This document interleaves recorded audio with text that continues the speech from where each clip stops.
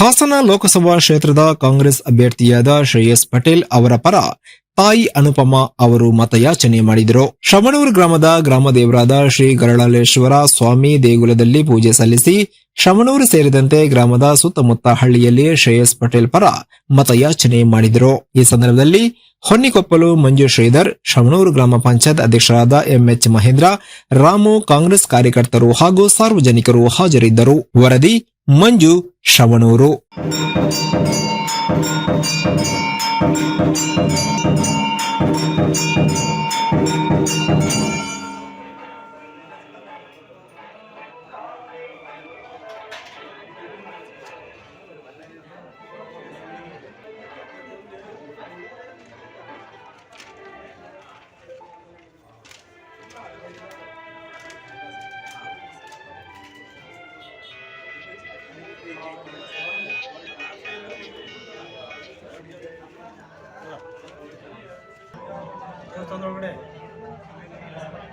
ದೇವಸ್ಥಾನದೊಳಗಡೆ